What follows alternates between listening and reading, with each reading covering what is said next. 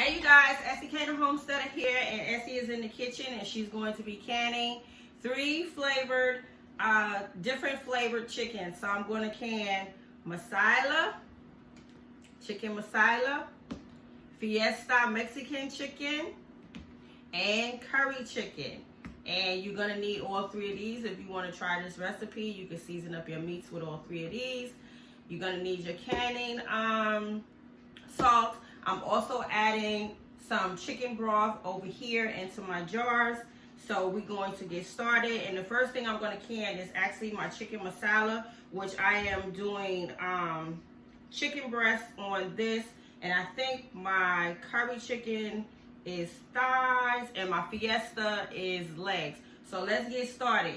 So I'm going to use my 32-ounce quart. So my can takes 7 quarts. So I'm hoping that I will be able to get all this chicken into the jars because it's a lot of chicken here. So we starting with the masala chicken, and again these are split thighs, and these have been seasoned for, I would say, well, a day, shoot, overnight. Yeah, and I just seasoned them with some pepper, lots of masala seasoning, and some onion and garlic. So these should be really, really, really, really good. So that one is full, and I will be using my debubbler in them as well. So we're gonna move that one over. We're gonna fill this one up. So I'm thinking that I will be able to get all this chicken into these jars, these 7 jars. Because I figure one pack of breast can get into 2 jars, and that's what it's looking like. If not, I have some smaller jars that I can use. Remember, you want to get them suckers down in there. So this one is pretty much full. I'm gonna try to get one more piece in there, and that debubbler is going to help. Yep. So, okay, we're going to move that one to the side. And then we're going to start with our curry chicken. And I can rinse this off. Even though the 2 flavors won't hurt each other, I will rinse that off anyway.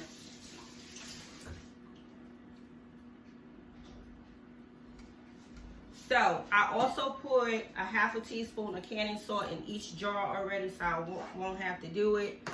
So let's see what our curry is looking like. So that's the masala. Now we're gonna do curry. And when I tell you this stuff smells so good, my son had asked me, he said, "Mom, you ain't made chicken masala in a long time." And that's my middle child, and my oldest son, he loves chicken masala too. But we definitely do a lot of masala. We do a lot of curry in here. And we also do jerk. We do that a lot, so I didn't want to do the jerk. But the thighs are actually fitting in here like I thought they would.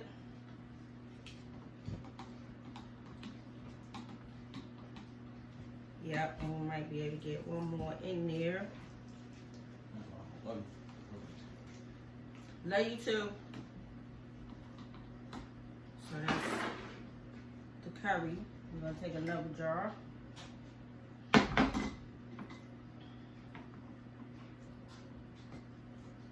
And also, you guys, take note of this. Whenever you're cooking like Mexican dishes, I like to season my chicken with pineapple juice and orange juice.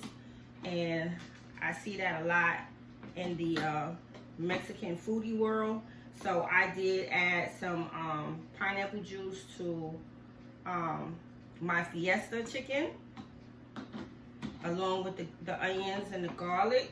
So you might want to try that. It gives chicken a whole different flavor. So I think this one, yeah, this one, they can go down in there, so you're gonna have to push. Yeah, that one went in there good. So what I'm gonna do is try to get another one in here. A smaller one, I think I could get in there. You can hear all that air in there.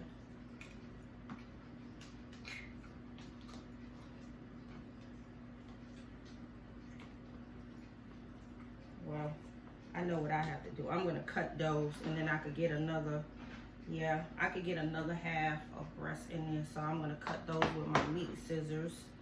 And I'm gonna stick that one over there because those is gonna go in my smaller jars. And let's get ready for the Fiesta chicken. And again, this is the Mexican Fiesta seasoning. And I love that seasoning. It has all kind of peppers in there. It has the guajillo, the puya. It just has a variety of peppers in there. So I love this seasoning as well. So here we go. And these are my legs over here. And I may be able to get 4 in here. We're gonna try, we alternate, because these some big old legs, so we alternate how we put them in there. Sometimes these don't help too good. Let's see. Go the other direction, this way. Yep. So, yeah.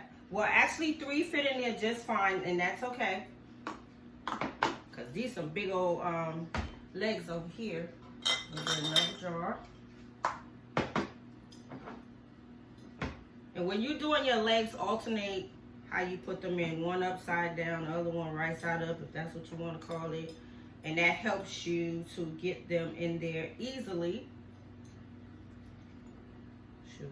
And if they're smaller ones, you might be able to get 4 in there. Let's see what we can do with this. And actually, that one really did work. So maybe I could get another one in this one. If I just try to shimmy it around. Oh yeah. So okay, so those got 4 in there. And we got one more jar over here. And is that the right jar? Yeah, I think that is. Okay, so we have 3 left. So I did good as far as evening them out as far as the jars. So that's good. That's 3 packs of chicken. And I used 7 quart size jars. So that's really, really good.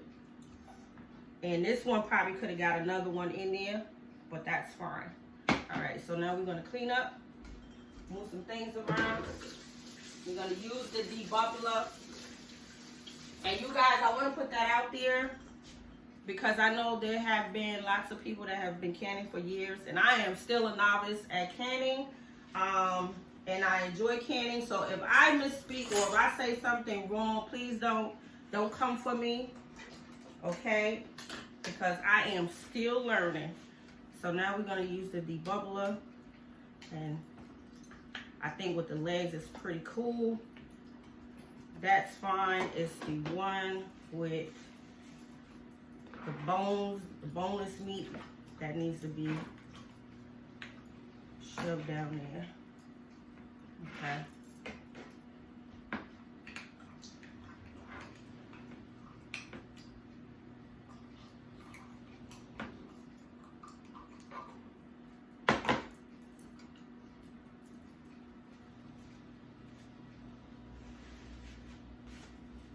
And again, let your meat marinate overnight.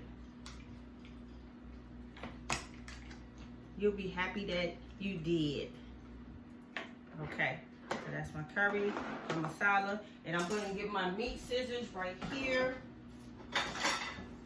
which are clean, so I'm just going to rinse them off. And I'm actually going to cut some of these breasts in half because I can get the rest of them in here. Let's see.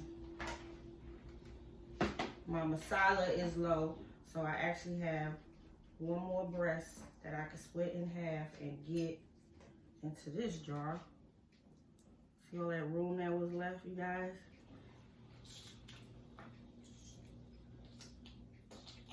Let's see. You want to make sure you have your inch head space too. Let's see. Love meat scissors. There we go. so that we don't lose that headspace. Because we still have to put the broth in. So let's get our broth in. We're going to set that to the side. And I probably will cook those little 2 pieces that are left. And again, this broth that I used was a paste. And being that these are so full, they don't need a lot of this broth in here because they're going to create their own juices. So we're just going to add, especially in the filled up jars, like the breasts and the thighs. Like this one could use a little bit more because it only has 3 legs in it, see? So you could use a little bit more depending on how much meat you put in yours. I'm stuffing mine, so. And again, make sure you leave that space because your chicken is going to create its own broth as well. So make sure you leave that head space there.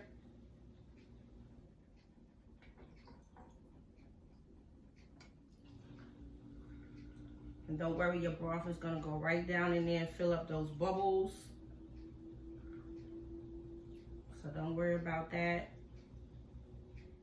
And then you could use your debubbler again to get the bubbles out, the air pockets.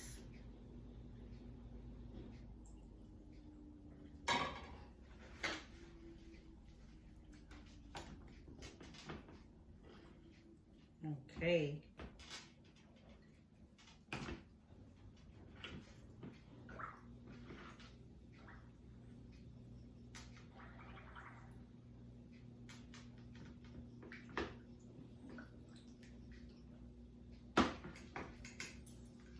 That one is good. Let's come over here.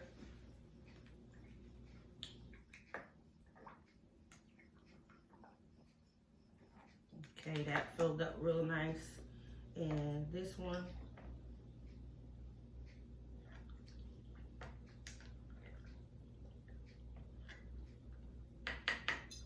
And this one here. And this is a good trick too. When you debubbling, stick your debubbler up against the glass and push outward, and it'll get all them fluids right down in there and fill up those air pockets. You see how I'm doing it here? Stick it close to the glass and then pull towards you, and that'll release all them air pockets. So, okay. So now I can see where I can add some more. I'm just gonna put a little bit more, a little bit more, a little bit more in here. And that should be good to go. All right. So now I'm going to start moving things out of the way. And I'm going to get ready to put my lids on. We're going to clean them. Make sure you have your vinegar, which mine's is right here. You're going to clean those lids off really, really good with vinegar. Do not forget to put your tablespoons of vinegar inside your canner. Do not forget that. That helps with the keep the cloudiness from your jars getting cloudy. So do not forget to put your vinegar inside your canner. Do not forget to follow the directions of your canner. You may have to, mine's require, put those on. Mine actually requires 3 quarts. So make sure you're going according to your directions of your canner, always. Because everyone is using different canners, all right, family? So please be mindful of that. Get you.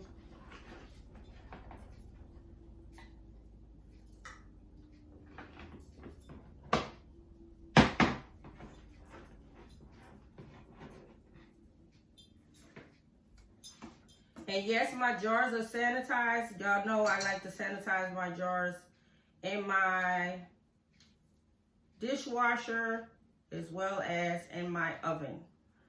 I prefer to sanitize that way so that I don't have to deal with all that hot water while I am working at my stove. So I like to put mine in the oven, and that works for me. I know a lot of people like to boil theirs.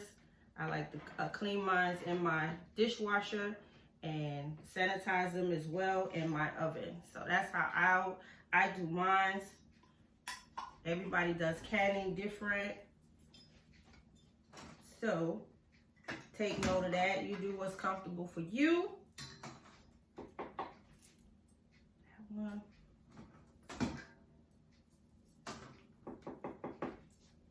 Okay. So now we're gonna get our rings on, and we're gonna pop these bad boys in the canner. Remember, finger tight.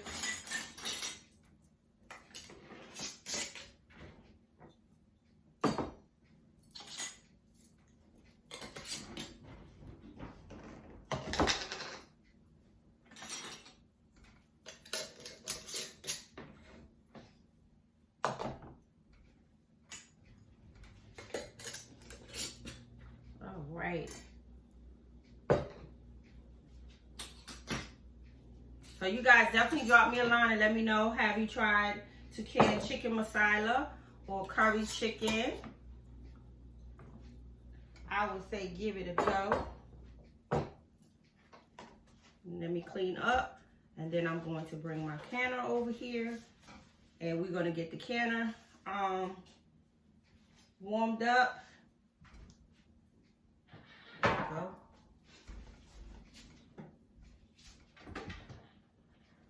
All right. So my vinegar and my water is already in my canner. So that is good to go. And now we're just going to place these in, and we can't do them like so because they are not hot, they're just warm.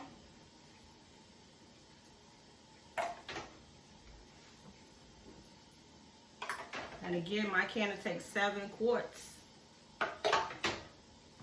What is it? 7 quarts, I think 20 half pints and 10 pints, something like that. Yeah. All right. So we're gonna get her up and hot, and we're gonna wait for her to start steaming. I always have trouble with this part. It never fails.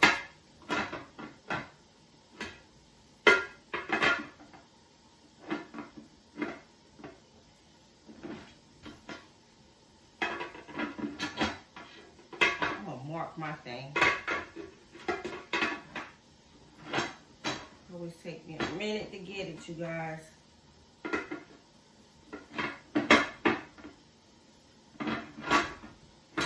I don't know why. And I know I ain't the only one. I know it's like right on here. Some kind of way. They'll probably say, oh, come on, get it in there. Okay, there we go.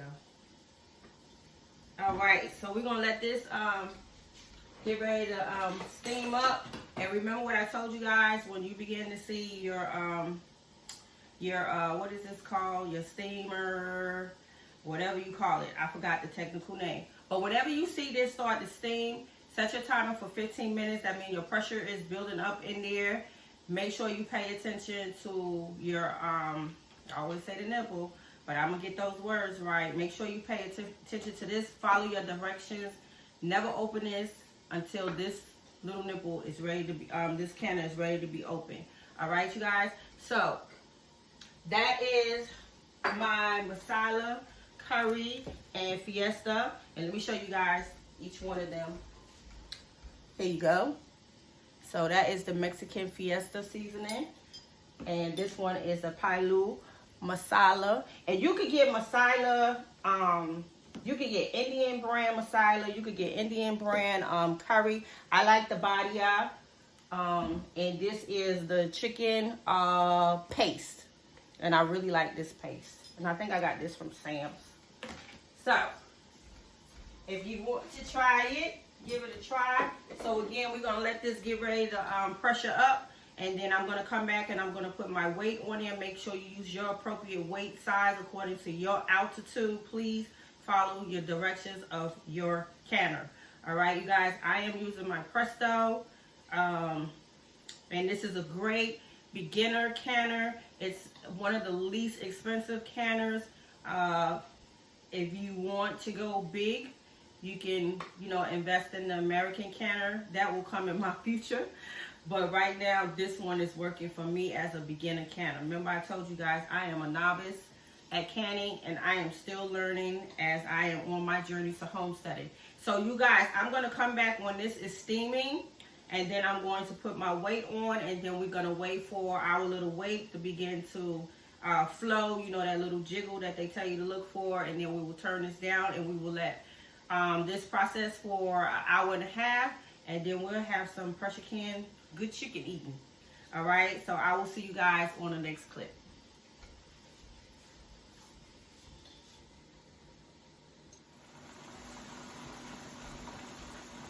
Okay, you guys, Essie came back with her canning session. All right, you guys, so your vent pipe, my vent pipe has been steaming for the last 10 minutes. So according to the book, it's 10 minutes.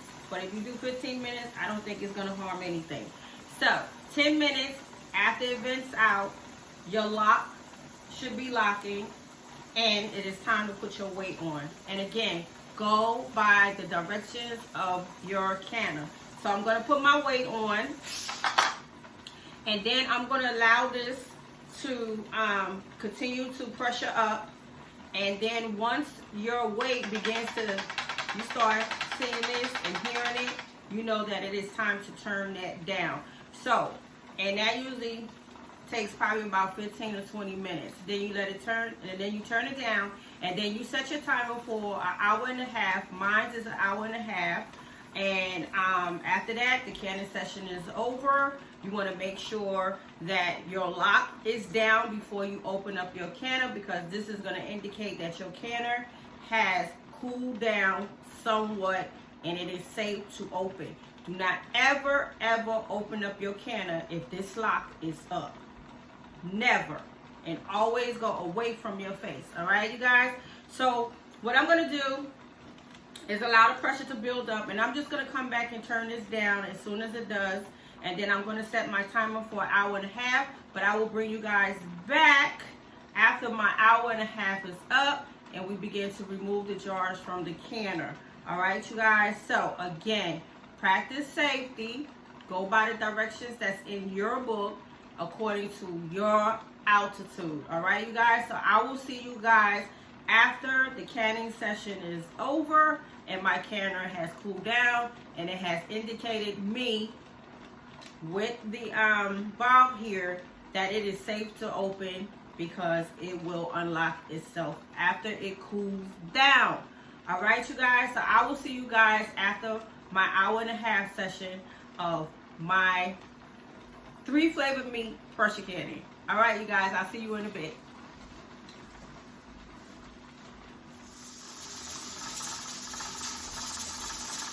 All right, you guys, I decided to come back and show you guys this step because I think I had a commenter some while back. So, and said something about the steps. So I wanted to come back to show you guys what you're looking for after you have built up your pressure and your pressure has came out for 10 minutes. All right, and then you put your weight on. So you see the movement of your weight, right?